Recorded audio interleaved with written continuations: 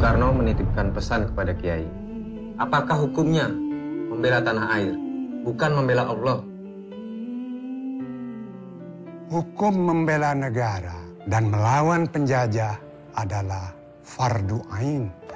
Selama banteng Indonesia masih mempunyai darah merah, tidak akan kita pernah mau minta kepada siapapun juga. Allahu Akbar, merdeka!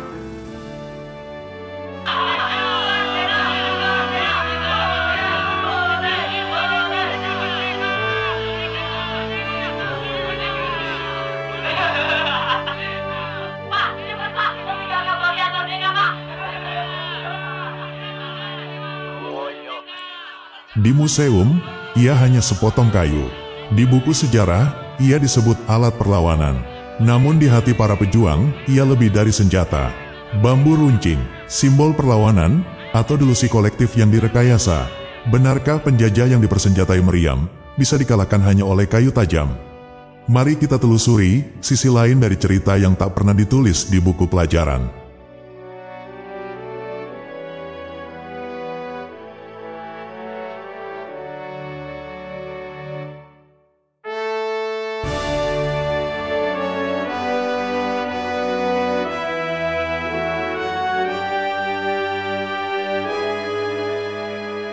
Secara logika militer, bambu runcing tak masuk akal. Ia bukan senjata api, tak berpeluru, dan mudah patah. Tapi justru karena itu, ia bertahan dalam ingatan kolektif bangsa. Mengapa kita percaya bahwa bambu runcing bisa menaklukkan kekuatan bersenjata modern?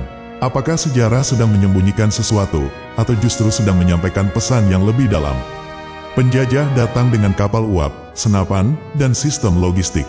Kita melawan dengan semangat, doa, dan sepotong bambu. Namun kemenangan bukan hanya tentang menang perang. Kadang, kemenangan datang dari cara bertahan saat tidak masuk akal untuk bertahan.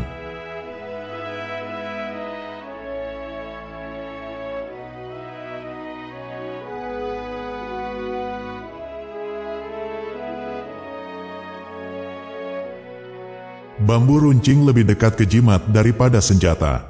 Ia ditanamkan makna spiritual. Para pemuda yang memegangnya bukan sekadar siap mati, tapi juga merasa dilindungi. Di sini, psikologi perang memainkan peran.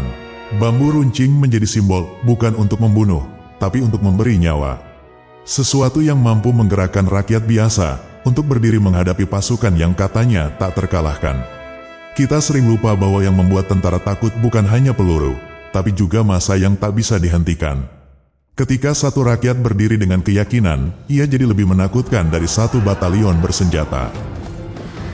Dalam hidup ini, ada hal-hal yang bisa kita bicarakan.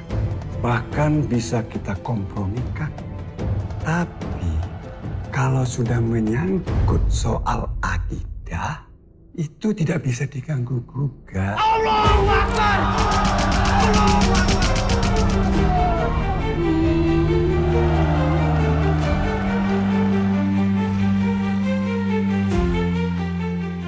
Penjajah tak benar-benar kalah di medan perang. Mereka kalah di kepala rakyatnya sendiri. Bambu runcing tak menembus kulit, tapi menembus moral musuh. Ketika tentara kolonial melihat rakyat yang tak takut mati, mereka mulai bertanya untuk siapa mereka berperang. Sementara itu, dunia sedang berubah. Perang Dunia II telah menggerus legitimasi kolonialisme. AS, Uni Soviet, PBB, dan media global mulai berpihak pada kemerdekaan. Bambu runcing, dalam berita internasional, bukan lagi senjata, melainkan simbol perlawanan terhadap tirani. Itulah yang ditakuti penjajah, bukan tajamnya bambu, tapi tajamnya pesan, kami tak takut kalian.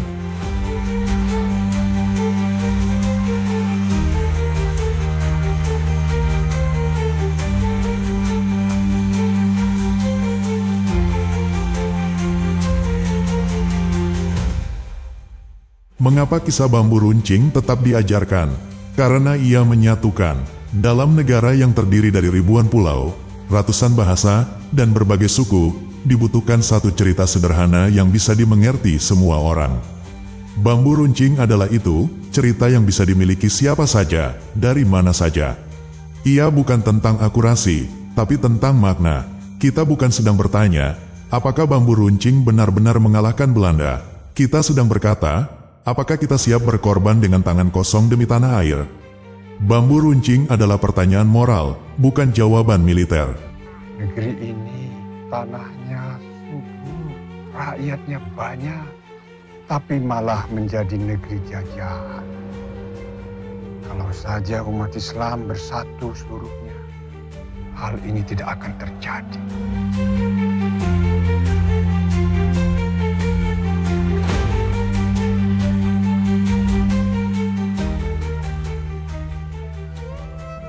Hari ini kita tak lagi membawa bambu runcing ke jalanan, tapi mungkin yang kita butuhkan bukan senjatanya, melainkan semangatnya. Keberanian melawan ketidakadilan, meski dengan tangan kosong. Keyakinan bahwa yang lemah pun bisa membuat perubahan. Itulah warisan sejati dari bambu runcing. Jadi, benarkah penjajah kalah karena bambu runcing? Tidak, mereka kalah karena kita tak takut lagi. Dan itulah senjata paling mematikan dalam sejarah manusia.